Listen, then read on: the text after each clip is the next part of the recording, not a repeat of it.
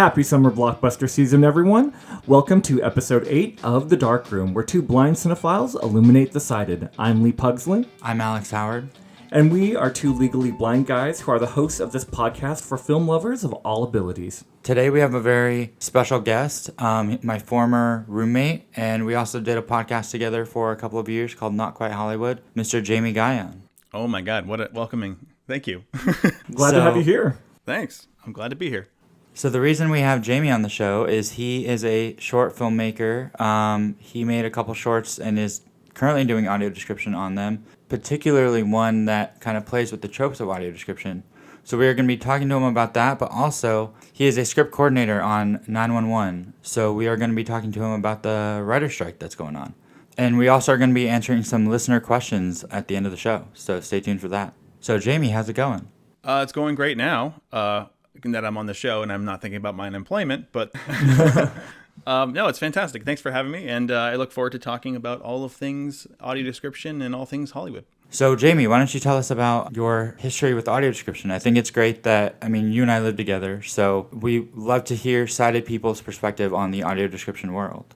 Yeah, before I met you, I'd never heard of audio description. I had been a long time user of subtitles, believe it or not, as a filmmaker. I wanted to make sure I caught every little line that was said, especially the ones in the background that you're not supposed to usually hear. And for some reason, the subtitles caught those. So I was always a fan of accessibility, and I was happy that subtitles were such a ubiquitous thing. But there was a whole other world shown to me when you showed me audio description. I didn't know as a sighted person that it was a thing, and I was kind of impressed. It was an eye-opening experience. Someone had to write these and then perform these lines, and there was when you showed me some, especially some of the Disney shows like Mandalorian and stuff, there was this beautiful purple prose. It just painted a picture in your head that I did not expect. And even as a sighted person, again, very much like the subtitles, I was able to catch things that I normally would never have caught. Like we were watching Big Mouth, for example, and there's a gag, they have a new thing on their sign outside the school every time they show it, and I never have time to catch it. I'd have to pause it to even read it, but your audio description would always read it out for you, which was really cool. I see. I didn't even remember that about Big Mouth. It's weird because when we lived together, I kind of went through my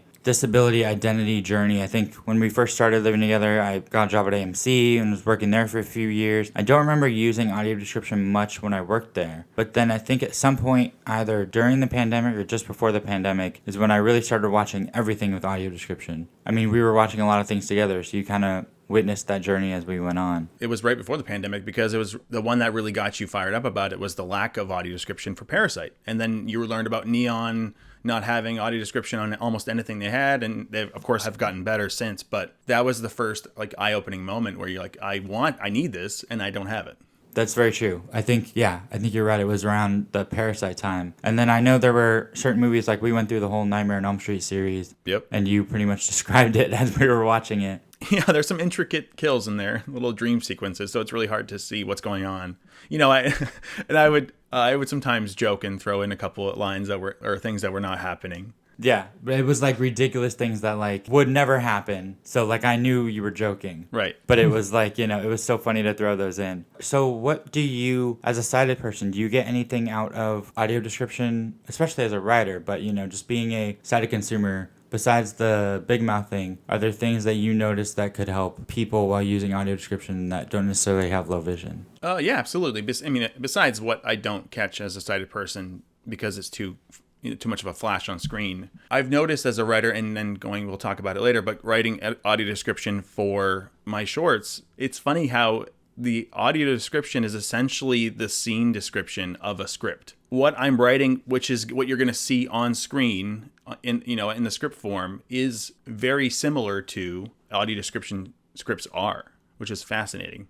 So I really feel like there's a kinship with writers and audio description writers, and I can really appreciate their work and their craft. Yeah, it's so interesting because audio description writers and script writers, there's so many similarities between the two styles, yet there's quite a few nuanced differences in how it's done. Absolutely, yeah. And Jamie, do you remember, out of curiosity, the first audio-described movie that you watched with Alex? Oh, man. Movie, I'm not sure. Or TV show, I guess.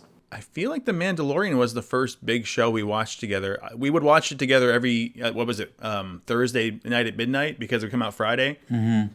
and we would watch with AD right at 12:01 a.m. With WandaVision too, yeah. Yeah, WandaVision as well. But Mandalorian, the first season was like right before COVID, and it was like that was the one where I was just impressed by the amount of visualization. Like I could close my eyes and know what exactly was going on because the audio description was so vivid and it painted that picture. Yeah, Mandalorian is probably one of the best audio described TV shows that I've come across. They just do a stellar job with capturing all of the details that a viewer would need to know. Yeah, I feel like I say this a lot. I literally learn words while watching Mandalorian audio description. I didn't know what a coup de grace was, and she says coup de grace in the pilot episode of Mandalorian. And then I know you just made a short film kind of playing with the concept of audio description, correct? Yeah, so it was actually a short. It was my fourth short. So there's an organization, or I guess a group out here called Just Scare Me in LA, and they have like this accountability system where if you sign up for a short, you're on the hook for $100 or a short between 1 and now 7 minutes long. And it's supposed to be a horror short. It's supposed to be scary. And when I first went there, my wife introduced me to the people who run it, and now we're friends. And I was just enamored the first time we saw round 8 live, and I'm like, I need to do this. So one of the first ideas I had, besides the one I actually made, which was like a Child's Play parody with my cat, where he's possessing my body. I love that short, by the way. Thank you. That's one of my favorite ones that you've done. Well, that was my first one. I had a lot of ideas that first night watching as a viewer, so I had an idea of how to kind of like play into the tropes of audio description, but make it part of the short, and I didn't know how to do it. So it was my fourth short. So that was 8 months later when I finally cracked it. Because every round, I'm like, okay, what are we going to do next? We had a couple ideas banked, and sometimes an idea supersedes the others. But the AD one finally cracked, and it's called Ax-essibility, but it's spelled with AX-ESS. So it's not really accessible in terms of reading, but it is accessible in that it has subtitles and audio description built in the actual video. Like there's no way to watch without them. Like it's just part of the short. So the idea is I wanted to break the fourth wall. So Ax-essibility kind of starts out with this girl walking in a dark and creepy like parking garage going to do her laundry. And it was inspired by our real laundromat in our apartment building. It is disgusting. Like water bubbles up from the drain. There's a bunch of dust and cobwebs everywhere. It's really bad. But unfortunately, it's our laundry room. So we had this idea. And so I had this long walk from the back of the garage to the laundry room. So I had plenty of room built in for audio description. Like I said, the whole script, audio description was a character. Like AD was a character. And then there's a fourth wall break where there's an alternate AD track trying to say something that's not really happening. So the AD person has to keep saying, no, that's not what's happening. We just see this. The AD track, Erica, my wife, she was getting more frustrated by the lies that the alternate AD was doing. And then so after she leaves the laundry room, she gets attacked by this killer and murdered with an axe. Hence the spelling Ax-essibility. The footage rewinds and you pull out to the bedroom where the guys were editing the video of the actual short. And you find out that guy, the killer, is the alternate AD. And the stuff he's saying is essentially, it's like Jason Voorhees, if you were listening in his mind while he was about to kill somebody. Like what he sees his world as before he kills somebody. It was really fun to me. So then he eventually, in the real world, hears the AD track still talking, and of course explaining what we're seeing in the real world. And then he's like, are you about done? Like, do you have to describe everything? And then he lunges for the camera and cut to black, and she's like murdered essentially off screen. That's great. So we'll have to link to the short in the description. But I really like that you played with the tropes, with pretty much breaking the fourth wall of AD, because not only, I mean, it obviously appeals to low vision people, but it also brings awareness to audio description to people who don't know what that is. Lee, have you had a chance to watch the short? I did watch the short, and I thought it was really clever with the way that you played with the tropes of audio description and the way that you broke the fourth wall. It was funny because when I first watched it, I was a little confused. I'm like, wait, why are there multiple voices describing things and what's going on? But once you get to the end of it, it all made sense. And I was like, oh man, that's so clever. And I really liked what you did with it. It kind of like put a little bit of a twist in it for me. And I really appreciate that. Well, thank you. I was trying to not only have fun with the project, but also trying to give an exciting, unseen kind of short for people who need audio description. Like, the fact that you're confused at first, which I feel bad, of course, about. It's like confusing the audience I'm trying to talk to. But also then when you realize what's happening, you can rewatch it and there's something else you can pick up on. I also, as a viewer of audio description with Alex for so many years, I added some things that were sticking points. Yeah, like a few episodes ago, you talked about when a jump scare should be, like when they should describe a jump scare. And I played with that notion. So there's I think the cat one, the audio description says it first on purpose, and then you hear the cat. And then there's a point where she's walking out of the laundry room right before she's attacked, and the audio description cuts off. And then after the jump, finishes what happens to her. So I was like playing with the tropes of like the timing of it, because obviously it's not like intentional. You know, those people who are doing a fantastic job with audio description in higher productions, they have to put it where they can. But it is fun as a viewer to play with those tropes. Mm-hmm. Now, when you were writing this script, because the audio description part of it is built into the script, did you include the description as you were writing, or did you first film everything and then go back later and do the AD script? The AD was in there from the moment I wrote it. You have some things that were in scene description for the reader of the script, and those were also translated. So I had to make a separate script, essentially, just for my wife to read the audio description lines I needed and where I could put them in. But I also put her AD as dialogue in the script. So there's AD, and then my killer character is Alt AD. So like that was there from the beginning. And like I said, I gave a long lead time. She's slowly walking in this creepy area, so there's plenty of quiet time. It was barely a line. There's like probably 5 lines total that's not AD track. Like it's her. She has like 2 lines, and then I have like 5 as the killer at the end. So it was purposely built in from the beginning. And then you're also currently making audio description tracks for your other shorts, correct? Yeah, so I should have a couple up before this episode airs. And that's been a challenge because they're not built in from the beginning. So I have to do like everybody else does and try to find a spot where I could put them in, the lines in. And give the most pertinent information not only to the story but also to what's happening on screen. It's an interesting challenge. Well, the cat one will have one by the time this goes up, right? Yes, the very first short, I'm doing it in chronological order. Search will have audio description, and then Autoslay, the second one, will have audio description. The third one is in festivals right now, so it'll be there but unlisted until it's up. So eventually they'll all be up. So we will link to all of the ones that have AD so far in the description. Search Stirs is really, really great. Definitely my favorite one, and Ax-essibility is awesome too. Did you have any other questions about the shorts, Lee? No, I'm very excited to watch the other shorts when they have audio description. And it's just really interesting to hear you talk about your process with writing the AD scripts for those shorts, because like you said, that's a whole different ballpark because there was no AD incorporated into the actual script itself. And I know that, yeah, some of the challenges I've always heard about are like, you know, the timing and how you only have like 3 seconds to get some pertinent piece of information in. How do you do that really quickly? Or there's so many things to describe. How do you choose what to describe?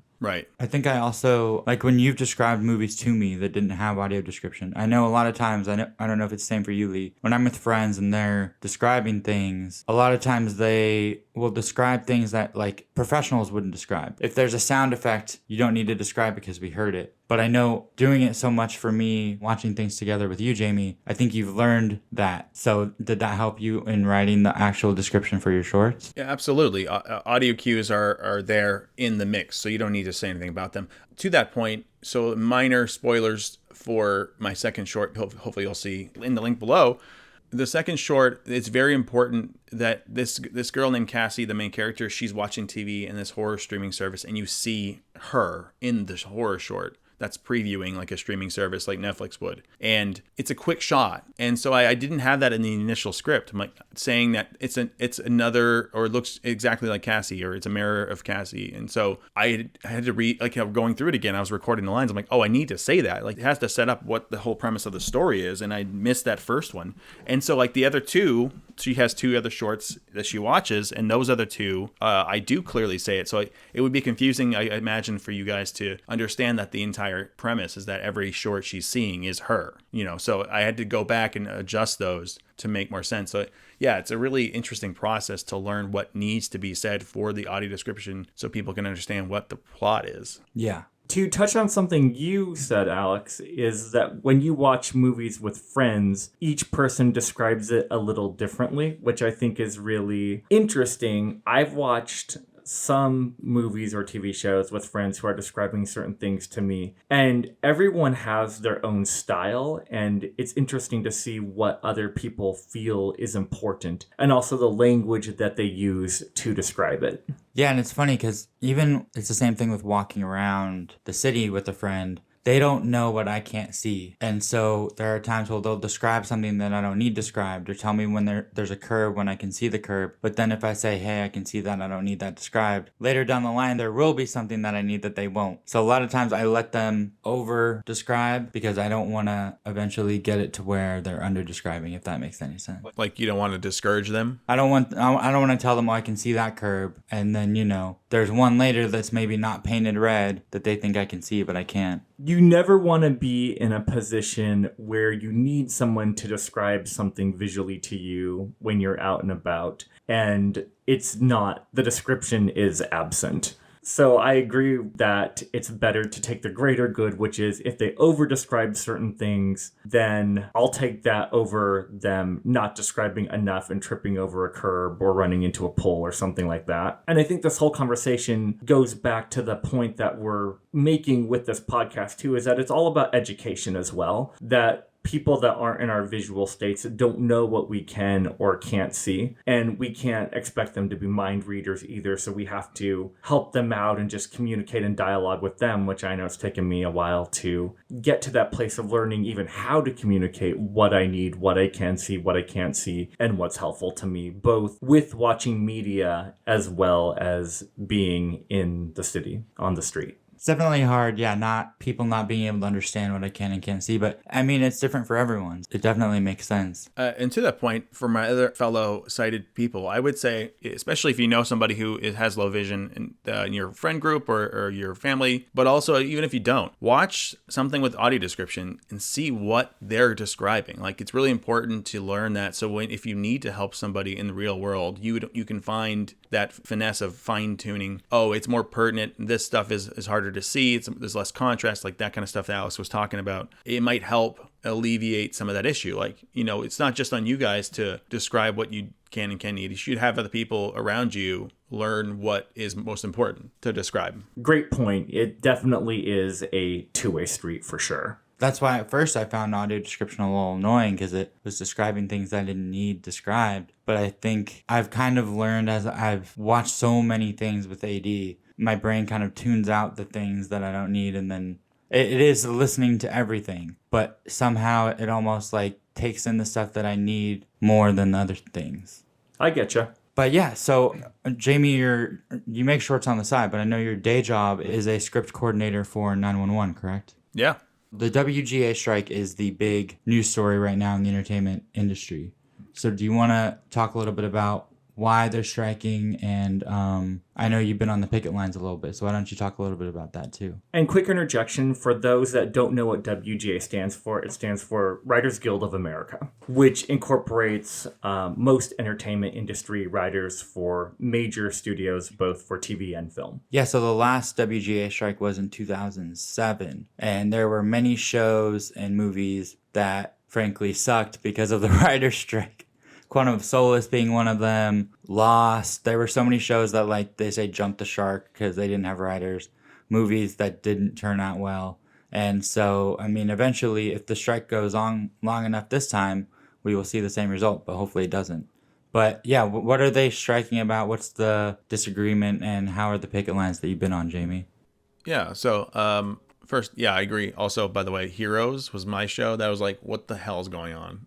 I remember that. It was a rough second season. So yeah, I should again preface that I'm not in the Writers Guild yet. My information has come from the Writers Guild and some of the talking points and people I've talked to on the picket lines. But I've been a script coordinator for a year now. I was a writer's assistant for a couple of years before that. And we were fortunate enough to be in a union. We're in the IATSE local 871. We'd only been in the union for about 3 or 4 years now as these professions. So union privileges have been really helpful for me to negotiate better raises, make sure I have guaranteed hours. Like, that's very important stuff. And that's the baseline of what the Writers Guild are asking for.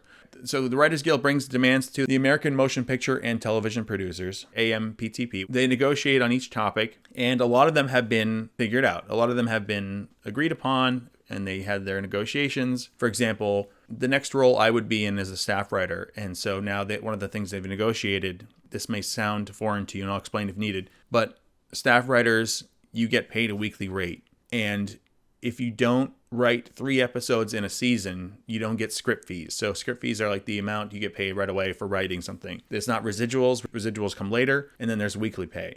Our staff writers now will get the script fee, which is like, I think for an hour-long drama is like $44,000. And so that was one of the things that we won. We're really excited about it. As pre-Writers Guild members, The biggest sticking points currently are residuals for streaming and the use of AI in script writing.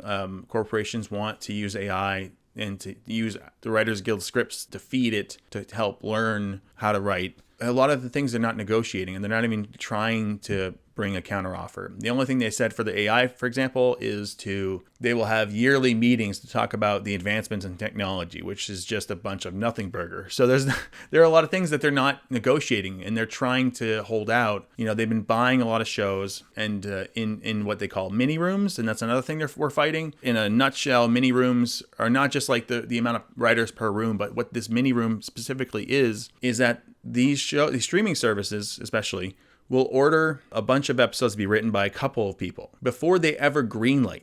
And that's the key. So they're paying them less than they're supposed to because they're circumventing the minimums we've agreed upon. Residuals, if you guys don't know, the way it used to work before streaming was you'd air the first episode, and then every time it aired after that, there would be residuals for the actors, for the directors, for the writers. But now that there aren't really quote-unquote reruns, because not many people have cable, you can watch any episode anytime you want forever. And so they are fighting to see how much they would get paid if you get paid per play, if you get paid for how long the episode's on the streaming service, all of that. And then mini rooms also now. So the way TV used to work would be, 23, 24 episodes a season? And now it's down to like 10, 12, 8 on streaming services. So writers are saying with less episodes, but the same amount of work, that they were getting paid per episode, correct? And now that there's less episodes, they want to change how they get paid so that they can actually make a living and do this so they don't need a side hustle, basically getting paid part-time to write a Emmy award-winning show. Is that correct, Jamie? Well, it's partially true because there's just a bunch of issues that are kind of overlapping in these things. So the mini rooms, for example, they're not. A lot of the writers who are in these rooms, if a few people that are designed to write them before they're greenlit, they're not guaranteed time on set. They're not guaranteed so many weeks. So there's a lot of things. We'll have to link to that video that Dan Merrill put because it really breaks down everything in a very descriptive way.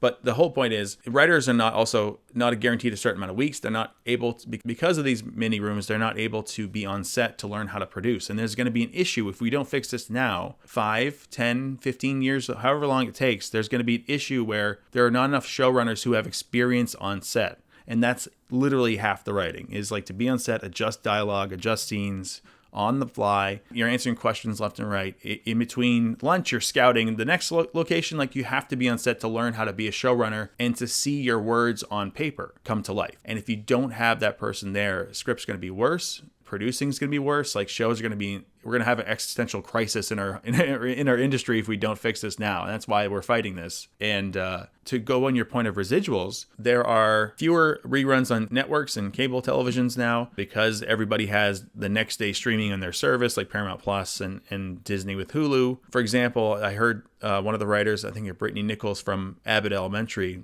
if the show would rerun on ABC, it's like $22,000. It's like half the script for you, right? And then it halves every time it airs again. But because it's next day in Hulu, where she's getting maybe $735 compared to the $22,000 she had got if it would have been aired on ABC. And that's the issue.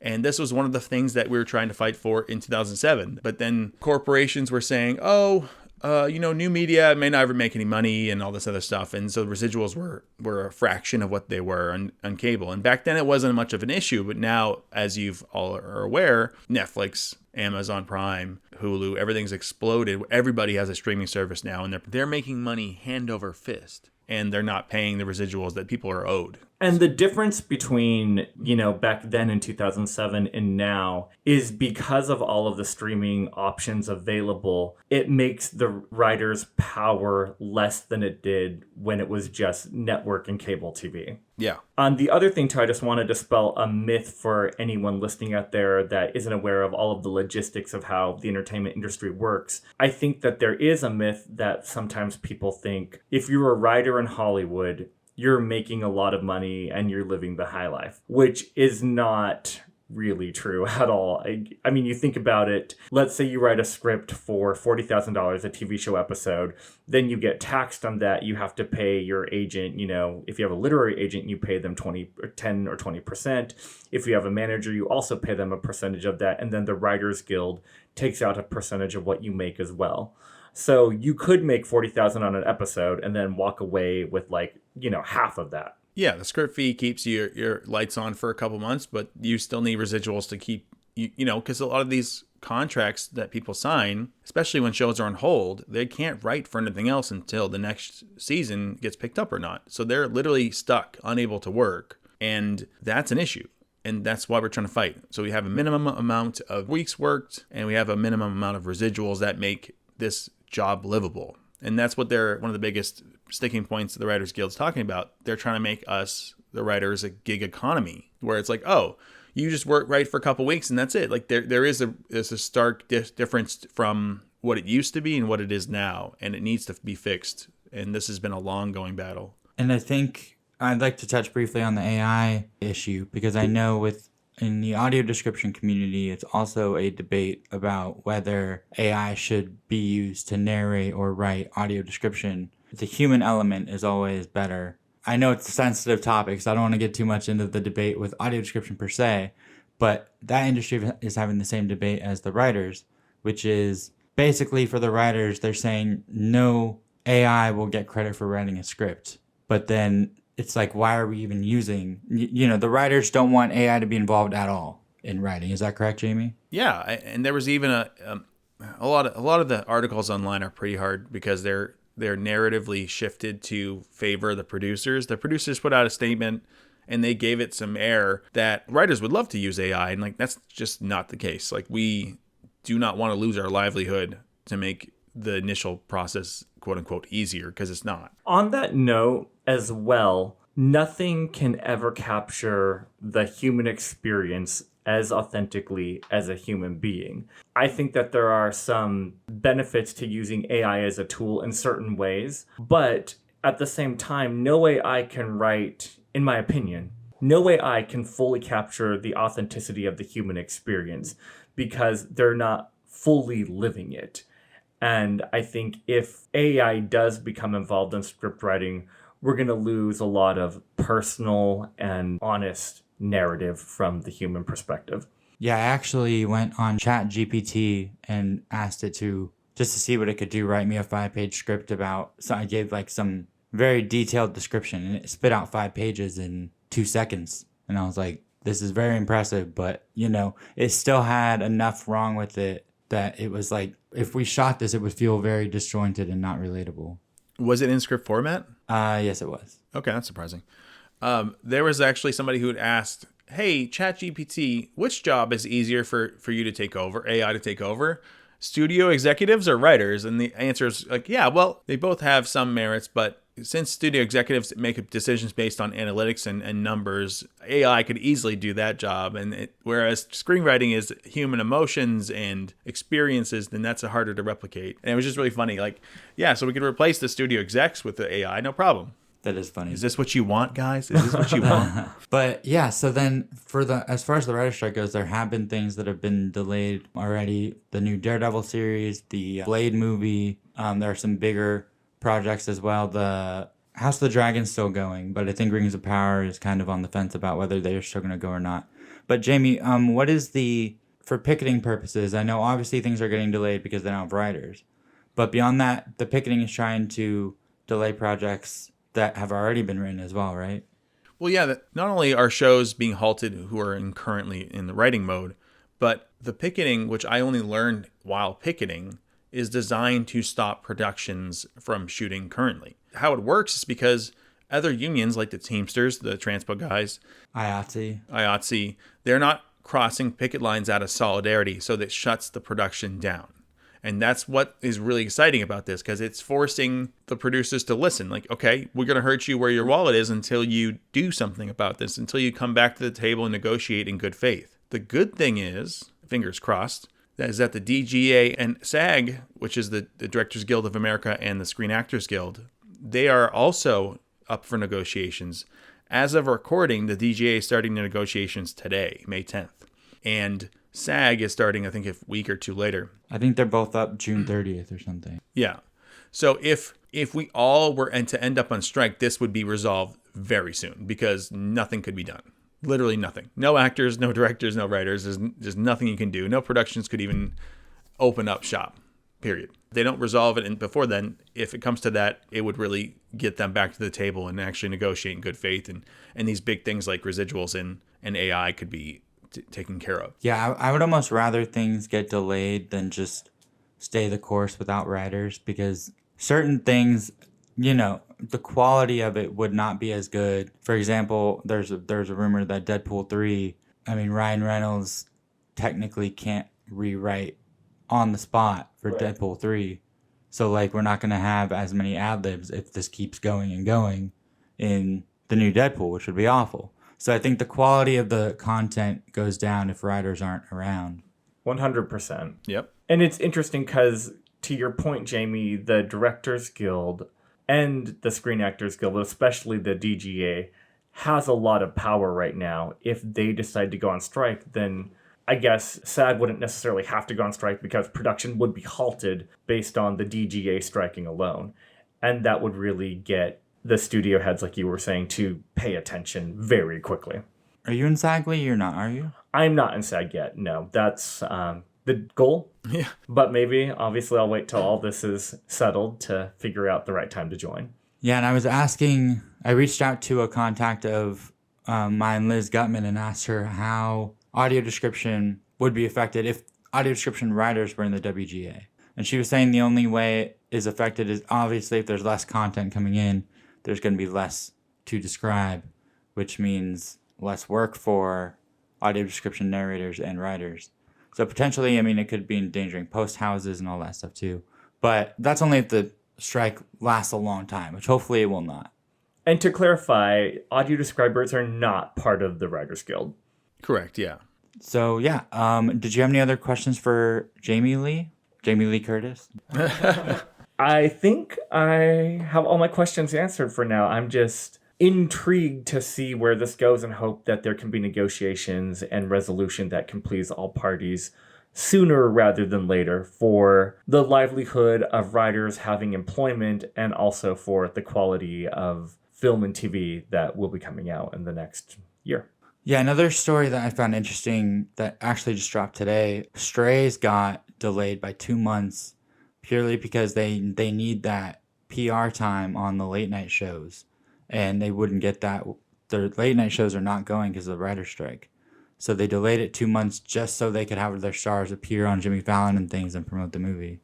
That's wild. This is a side tangent, but when we're talking about this, it made me think of something in my theater world that could be affected very soon by the writer's strike. So the Tony Awards are Sunday, June 11th. And normally, a writer from the Writers Guild, because it's for TV, will write the opening number, they'll write the transitions, and they'll write any little bits that are put in there. This year, because the WGA is on strike, it will be very interesting to see how the Tony Awards ceremony is presented, and it'll just be really fascinating to watch it play out. I think the MTV Awards, wasn't it last week? Yeah, the movie and TV awards were already affected, yeah. Drew Barrymore pulled out of hosting to support the WGA. So I wouldn't be surprised if the Tonys kind of fall apart a little bit as well. Hopefully not. They could still do musical numbers on stage, but that's they have to just essentially read the categories. There's no jokes really they can write. There's no fluff to it. It's just like here's a number and here's an award. Here's a number and an award. And it'll be interesting to see if Ariana DeBose, who played Anita in the Steven Spielberg West Side Story from 2021, she's the host, and I wonder if she'll pull out as well. And I think TV, I don't want to say it will be affected more, but the writers on TV are the showrunners. So like the main writer is usually the showrunner on a TV show. I mean, in movies, the director isn't always a writer on the movie. So I think, I think Andor is having a debate right now because they're shooting season 2 of Andor, and Tony Gilroy is one of the writers, but also the showrunner. So, like, can they keep going and making Andor and, he shows up to work? If he does, he can't really make any changes on the spot, right, Jamie? Yeah, he just announced today he's not working anymore because... Okay, so Tony Gilroy and most showrunners, because they're also producers, they're what's called hyphenates, and hyphenates can't do any writing work either. But the problem is a lot of the producer work requires some kind of tweak, whether it be writing. You change a costume, you change a line, it has to be revised and then put out as a script revision. So that stuff, almost everything they do cannot be done. So there was a little backlash, I guess, with Tony Gilroy still working on Andor, but now he's officially, as of today, May 10th, has said, no, I'm done. Are they shutting down production, or are they just going on without him? It sounds like they're shutting down production because he's a showrunner, I think. Yeah, so, we will see. I'm really hoping it gets resolved. Obviously, I want the writers to be paid what they owe, but also, like, in a year from now or 6 months from now, we're going to start seeing the effects of the strike, whether it be with content with not as good a quality, or if it goes on long enough, they're just going to lean into reality TV a lot and international content to try and fill in the gap. It's worth it. If we're talking about the future of television as we know it, even a year delay is worth every single moment, because we're going to lose those showrunners. The experience of showrunners, 5-10 years down the road, TV will be horrible and people won't be able to make a living off of it. And then the corporations just keep raking in money that they have to pay what's due. And it's simple as that, Oh, I completely agree. I hope the producers give a little bit so they can get this strike resolved quicker rather than later. Yeah. Yeah. So do we want to go over to the listener question, Lee? Yeah, I know that we got a listener question in, so why don't you go ahead and read it and let's talk about it. Yeah, I'm going to have Jamie read it out loud so that we can get the exact wording. We got a listener question from Joel. All right, Joel says, what is a recent film you have watched where the music or score was really good? This could be whimsical and awe-inspiring to creepy and atmospheric. So we're going to have all of us answer this question. None of us know what each other's answers are, because I thought that'd be fun. So I have a whimsical one, would definitely be Super Mario Brothers, because it had, the game sound effects and the score was very game-like. But also, that Peaches song is just awesome. That is my favorite part of the movie. And a movie I didn't like as a whole, the Peaches song is awesome. And I really hope it gets nominated at the Oscars so he can do a performance on stage. I will follow that up by saying there's two scores that I was debating between. I'm a big film score person, so thank you for this question, Joel. I love talking about film scores and could talk about them all day. I agree with you, Alex, that the Super Mario Brothers score by Brian Tyler was one that really stuck out to me from recent movies. And what I loved about it is it had all of the different Mario themes from a plethora of games dating back to the original Nintendo to the current Mario games. And it just was a meshing and mashup of all of these different themes. And listening back to the soundtrack, it's so wonderful to hear the Mario themes in a full orchestral treatment. And it's familiar because it's the themes that we know, but they're done in such a new way. And I would even venture to say a more grandiose way, that what made me so happy. And then the other score that I really liked from a recent movie was the Dungeons and Dragons Honor Among Thieves score by Lauren Belf. I thought that it captured the sense of adventure, the lighthearted and fun nature of the film so well. And once again, listening back to that score multiple times, it just becomes more and more enjoyable and more effective every time I listen to it. Shout out to Koji Kondo, too, for the original Super Mario compositions. So, it's pretty cool to hear all of his music intertwined with the score from, was it Brian Tyler? Brian Tyler, yeah. Huge shout out to him. Yes, absolutely. And mine is Alex was so sure we'd all have the same answer. Mine is actually Sisu, as they call it, the John Wick of World War II or whatever. It's like this. The John Wick of Finland. Yeah, pretty much. You follow this gold miner in, I think, 44 in Finland, and he's just minding his own business with his horse and dog. And then he gets attacked by Nazis. They steal his gold, and he's like on a revenge mission. And the score is epic. It's like, it's driving. It's like a Viking parade coming your way. Like it's like really into the Finnish roots, and it's like just like nonstop. And it's just it just makes the movie more impactful because it is such an adventure and a journey. And the music makes you feel like you're lockstep with him as he's like mowing down Nazis left and right. If you haven't seen it, fantastic film. Very little dialogue, so plenty of room for audio description. And highly recommend it. Yeah, I had a lot of fun with that movie too. I think it's weird. It felt small. I would say it's probably the smallest movie I've ever seen in Dolby in terms of scope. Yeah. But it was definitely a very fun movie. I mean, killing Nazis is always fun to watch. I think in terms of the creepy aspect of that question, I always have to lean the new Scream movie. Scream always has great music. I think, what is the name of the song that's in every Scream movie? Red Right Hand by Nick Cave. Whenever I hear that song in a Scream movie, I get goosebumps. I love it so much because it makes it feel like this is a Scream movie. And it's just, I know that's not part of the score, but that song in itself is great. Absolutely. Lee, did you have a creepy one or no?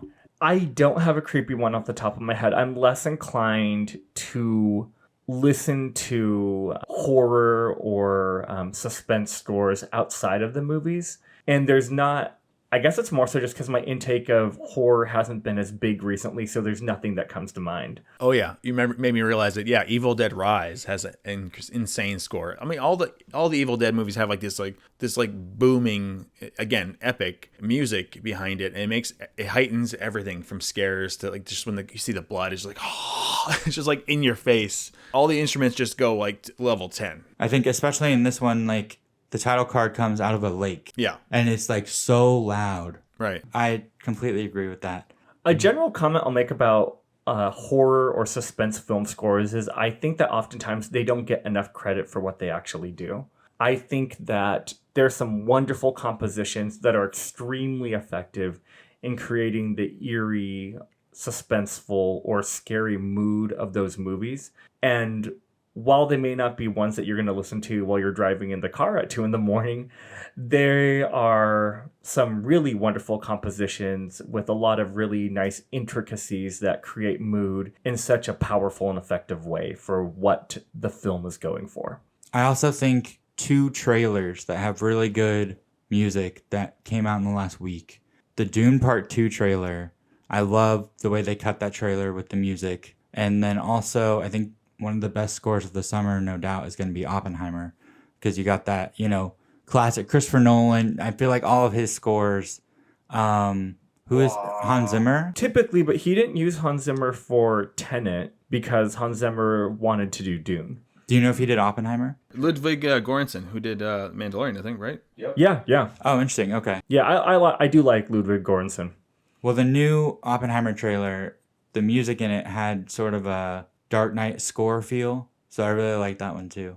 I would agree with that. I really liked the music in the new Oppenheimer trailer and the new Dune trailer. Yeah, there was a part in the Dune trailer where one of the creatures, I mean, you know the creatures better than I do, Lee. One of them appears to be screaming.